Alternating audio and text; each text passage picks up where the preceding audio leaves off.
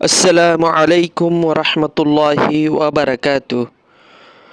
সুপ্রিয় দর্শক, আশা করি মহান রব্বুল আলামিন আপনাদেরকে ভালো রেখেছে, আর মহান রব্বুল আলামিনের কাছে আপনাদের ভালো থাকাটাই কামনা করছে।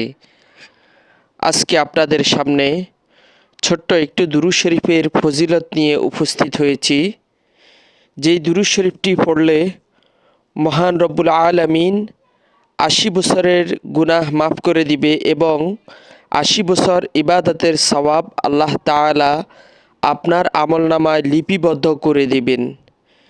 দুরূদে উম্মিটি হলো এই: আল্লাহুম্মা সাল্লি আলা মুহাম্মাদিন নাবিয়্যিল উম্মি ওয়া আলা আলিহি ওয়া সাল্লিম তাসলিমা। আল্লাহুম্মা সাল্লি আলা মুহাম্মাদিন নাবিয়্যিল উম্মি ওয়া আলা আলিহি ওয়া সাল্লিম তাসলিমা। এই দুরূদে উম্মিটি জুমার দিন আসর নামাজ পড়ে নিজ স্থানে বসে ৮০ বার পাঠ করতে হবে। তাহলে আল্লাহ তাআলা ৮০ বছরের গুনাহ মাফ করে দিবে এবং ৮০ বছরের ইবাদত বান্দেগীর সওয়াব আল্লাহ তাআলা আপনার আমলনামায় লিখে দিবেন।